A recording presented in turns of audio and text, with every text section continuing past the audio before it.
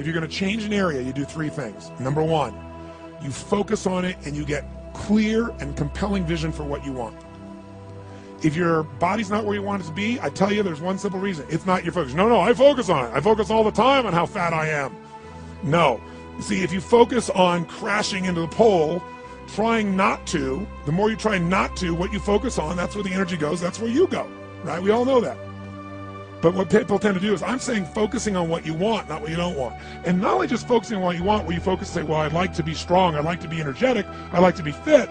It's focusing and making it compelling. You can't just focus on it. You got to create a clear and compelling future in that area that will pull you towards it, so you're not trying to push yourself. If there's an area you're not improving in, think of three pillars, if you would. Pillar one is, get focused and clear. What's compelling? Where are you? Really? And don't lie. Where do you want to be? And make it so compelling you can't help it. When you wake up in the morning, you want to transform this area of your life. So the quality of your life already is better just because you are so excited about what you're after. When you do that with your body or your emotions or your finances or time or any other area, and you start focusing and you're clear, you're going to have energy. You're going to have drive. You're going to start to do something. How do you make sure what you do really work? Is model someone who's already successful. All the tools I come up with, some I've obviously created, but the foundation came by standing on the shoulders of other giants. I went out and found somebody that's already got the result. Why reinvent the wheel? Success leaves clues. Find the best, figure out what they're doing, do that. Alter it, find your view of it, but start with what already is working rather than starting from scratch and trial and error. So emotion is it. If we get the right emotion, we can get ourselves to do anything. We can get through it. If you're creative enough, playful enough, fun enough, can you get through to anybody, yes or no? If you don't have the money, but you're creative and determined enough, you find the way. So this is the ultimate resource, but this is not the story that people tell us, right? The story people tell us is a bunch of different stories. They tell us we don't have the resources, but ultimately, decisions shape destiny, which is my focus here. If decisions shape destiny, what determines it is three decisions. What are you going to focus on? Right now, you have to decide what you're going to focus on. In this second, consciously or unconsciously, the minute you decide to focus on something, you got to give it a meaning. And whatever that meaning is produces emotion. Is this the end or the beginning? Is God punishing me or rewarding me, or is this the roll of the dice? And emotion then creates what we're going to do, or the action. So think about your own life, the decisions that have shaped your destiny. And that sounds really heavy, but in the last 5 or 10 years, 15 years, haven't there been some decisions you've made that if you made a different decision, your life would be completely different? So the bottom line is, maybe it was where to go to work and you met the love of your life there. Maybe it was a career decision. I know the Google geniuses I saw here. I mean, I understand that their decision was to sell their technology at first. What if they made that decision versus to build their own culture? How would the world be different? How would their lives be different? Their impact. The history of our world is these decisions. When a woman stands up and says, no, I won't go to the back of the bus, she didn't just affect her life. That decision shaped our culture. Or someone standing in front of a tank. Psychological strength.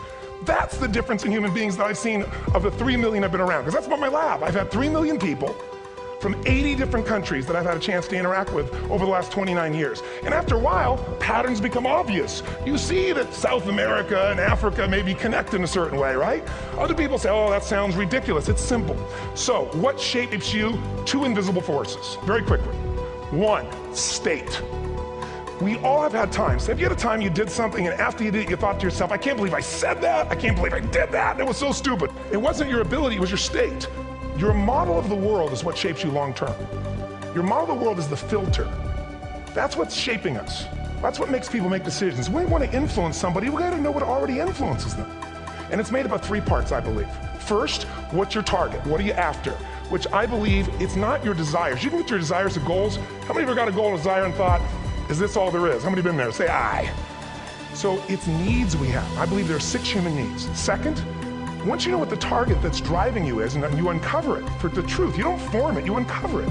Then you find out what's your map, what's the belief systems that are telling you how to get those needs. Some people think the way to get those needs is destroy the world, some people is to build something, create something, love someone. And then there's the fuel you pick. So very quickly, 6 needs, let me tell you what they are. First one, certainty.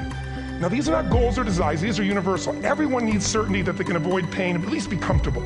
Now how do you get it? Control everybody, develop a skill, give up, smoke a cigarette? Well, we go for certainty differently. If we get total certainty, we get what? What do you feel if you're certain? You know what's going to happen, when it's going to happen, how it's going to happen. What would you feel? bored out of your mind. So God, in her infinite wisdom, gave us a second human need, which is uncertainty. We need variety. Third human need, critical, significance. We all need to feel important, special, unique. You can get it by making more money. You can do it by being more spiritual. You can do it by getting yourself in a situation where you put more tattoos and earrings in places humans don't want to know.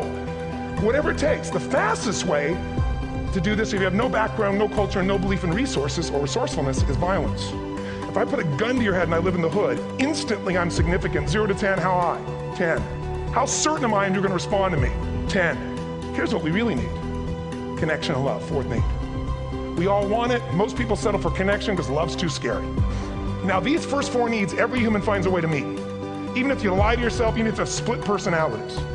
But the last 2 needs, the first 4 needs are called the needs of the personality, is what I call them. The last 2 are the needs of the spirit.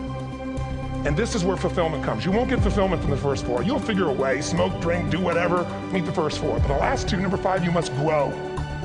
We all know the answer here. If you don't grow, you what? If a relationship's not growing, if a business is not growing, if you're not growing, it doesn't matter how much money you have, how many friends you have, how many people love you, you feel like hell. And the reason we grow, I believe, is so we have something to give of value. Because the 6th need is to contribute beyond ourselves. Because we all know, corny as it sounds, the secret of living is giving.